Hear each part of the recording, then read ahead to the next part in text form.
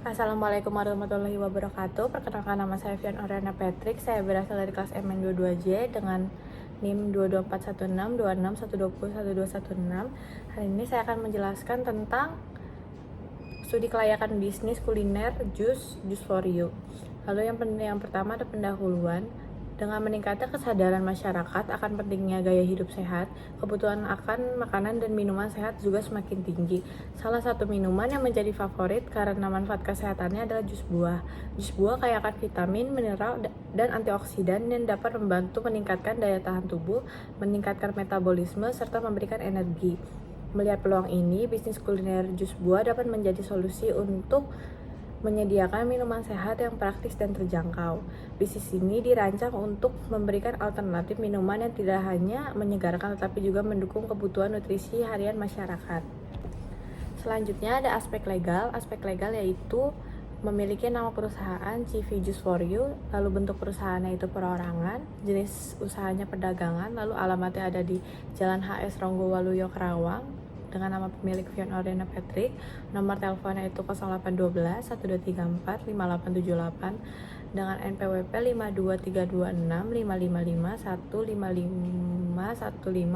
5232655515515 dengan memiliki nomor SIUP, PKP, dan situ serta IMB. Berikut adalah logo perusahaan juga. Lalu selanjutnya ada struktur organisasi, yaitu yang pertama ada pemilik manajer utama, yaitu yang kedua ada bagian produksi, kasir, pemasaran, pengendalian bahan baku, kebersihan, dan pemeliharaan.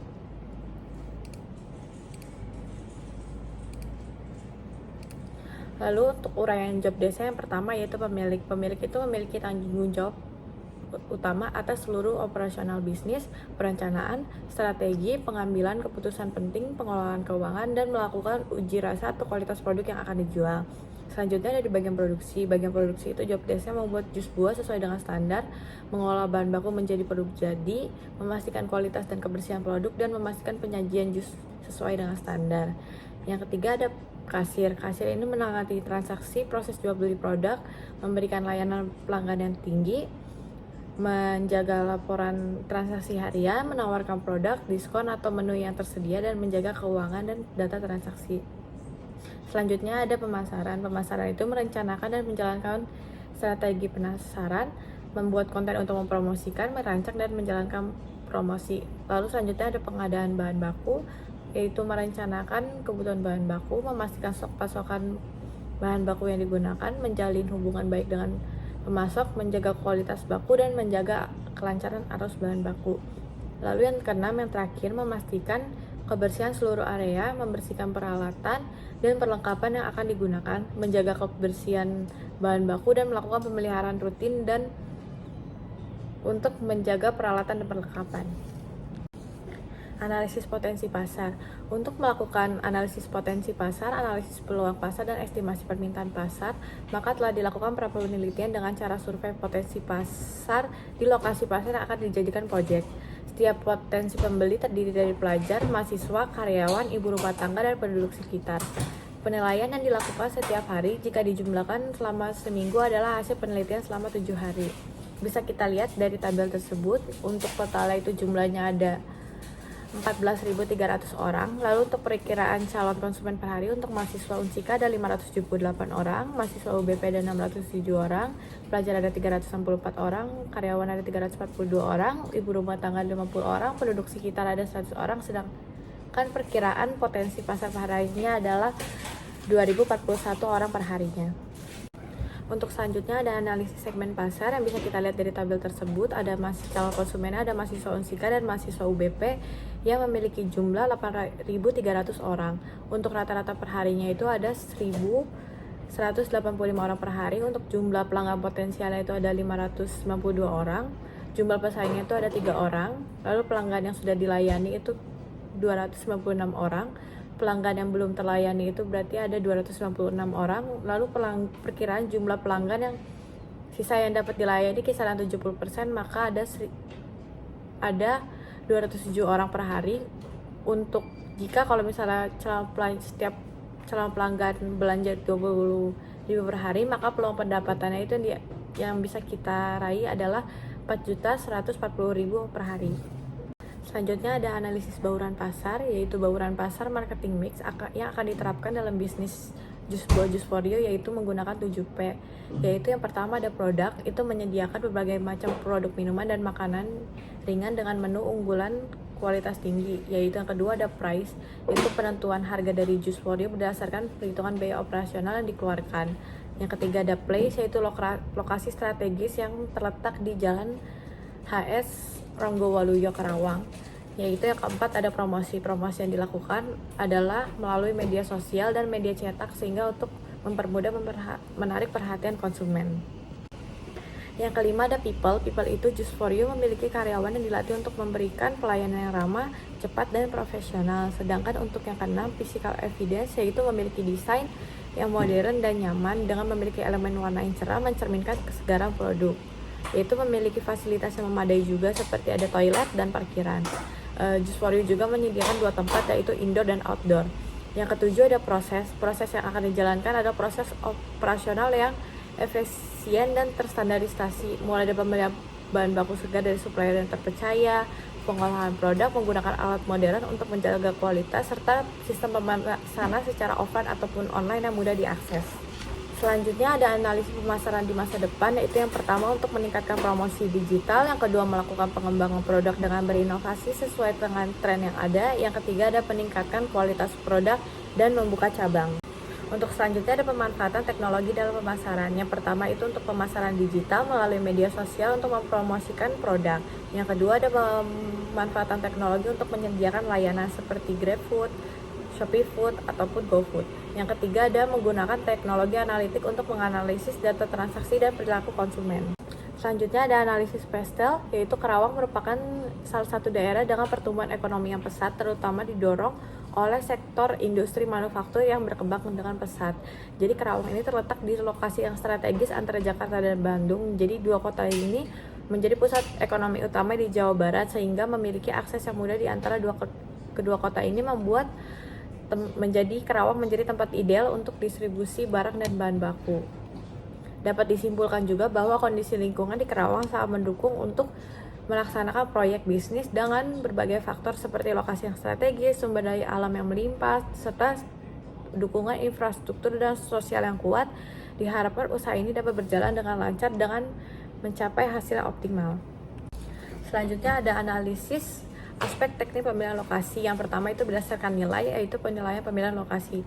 Dari tabel tersebut terlihat untuk yang berdasarkan nilai untuk pemilihan lokasi, yaitu yang kita pilih adalah Jalan HS Ronggowaluyo karena memiliki 93 poin dibandingkan Johar, yaitu 86 poin. Yang kedua berdasarkan pembiayaan atau perbandingan biaya pemilihan lokasi. Untuk Jalan HS Ronggowaluyo memiliki jumlah 362.596.000. Selanjutnya untuk yang Johar ada 364.700.000. Untuk pemilihan berdasarkan biaya yang paling kecil adalah Jalan HS Ronggowaluyo, sehingga kita memilih untuk Jalan HS Ronggowaluyo sebagai tempat untuk berbisnis. Selanjutnya ada aspek teknis pemilihan lokasi, yaitu yang ketiga berdasarkan analisis ekonomi yang bisa kita lihat dari tabel tersebut. Untuk yang Jalan HS Ronggowaluyo itu memiliki peluang untuk sebagai pemilihan lokasi tersebut dibandingkan yang Johar. Selanjutnya ada tata letak lokasi yang bisa kita lihat, itu ada untuk tempat untuk berjualan jus dan pisang goreng sebagai makanan ringannya tersebut. Selanjutnya ada sarana dan prasarana. Untuk sarananya itu gedung yang kita keluarkan adalah 800 juta, lalu untuk penyusutannya adalah 80 juta. Sedangkan untuk prasarananya itu ada tanah, yaitu 2000 meter kubik dikali 700.000, yaitu ada 1,4 miliar. Untuk peralatan dan perlengkapan yang dibutuhkan bisa kita lihat dari tabel tersebut, yang memiliki jumlah 26.505.000. Selanjutnya ada bahan baku yang digunakan. Untuk bahan baku yang digunakan dalam Jus for You ini itu kita memiliki total senilai Rp4.596.000. Selanjutnya ada manajemen proyek, yaitu yang pertama ada pelanggan atau customer. Pelanggan atau customer yang akan datang untuk membeli produk dan mendapatkan pelayanan. Yang kedua ada pemasok atau supplier yang akan menyediakan bahan pasokan untuk usaha Jus for You. Yang ketiga ada penyedia layanan teknologi. Penyedia layanan teknologi seperti pembayaran digital seperti QRIS ataupun aplikasi online seperti GrabFood, ShopeeFood, GrabFood, dan GoFood.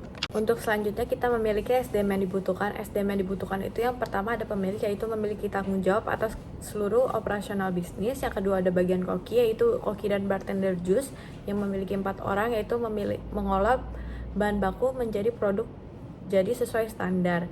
Yang ketiga ada kasir, yaitu sebanyak 2 orang, yaitu menerima pesanan dari pelanggan dan menangani transaksi proses jual beli produk.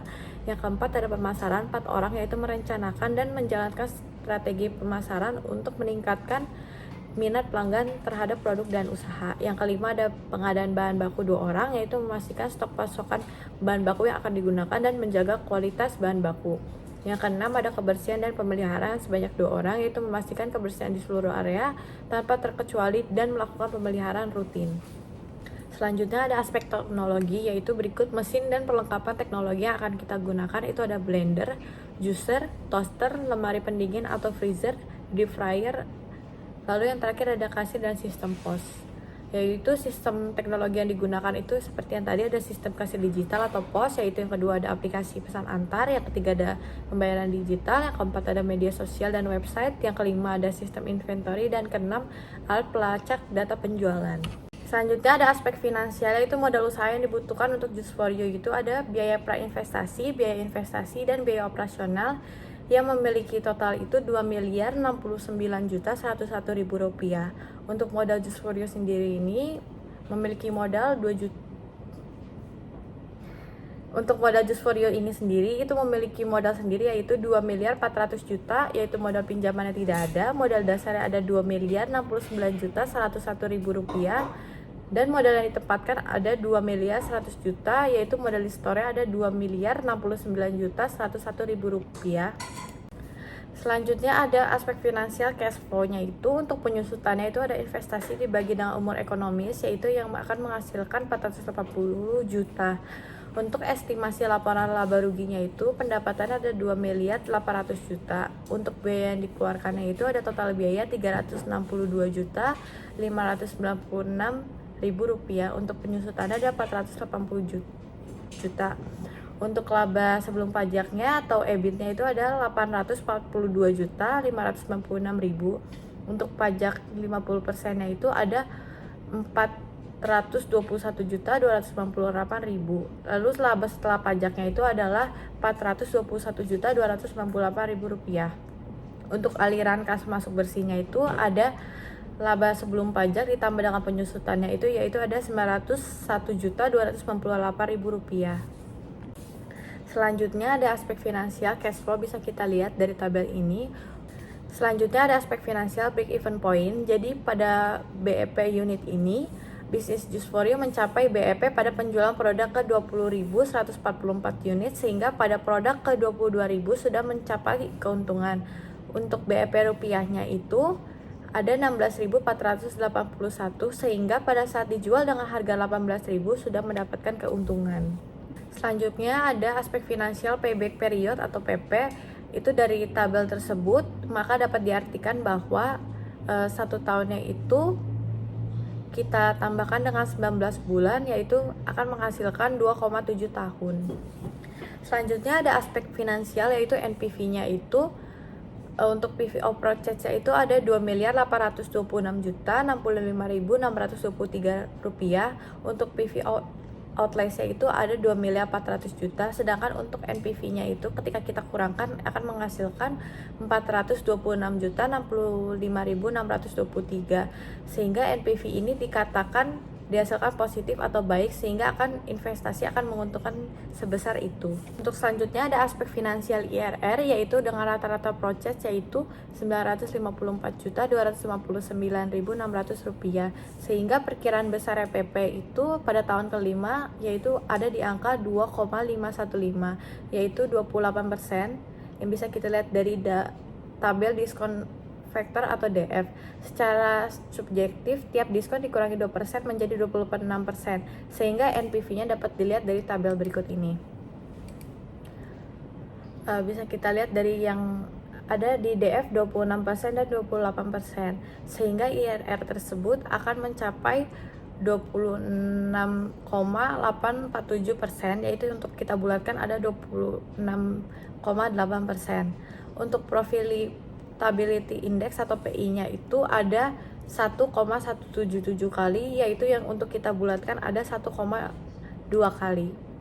Untuk kesimpulan aspek finansialnya itu bisa kita lihat untuk alat ukurnya itu dan hasil pengukurannya. Untuk payback periodnya itu hasil pengukurannya dari 2,7 tahun, untuk ARR ada 58%, NPV ada 426 juta 65.623, IRR ada 26,8%, dan untuk PI-nya ada 1,2 kali. Untuk berdasarkan tabel tersebut dapat kita simpulkan bahwa rencana untuk membuka usaha CV Juice for You layak karena dari keseluruhan perhitungan kelayakan proyek dikatakan semuanya baik. Sekian presentasi dari saya, terima kasih.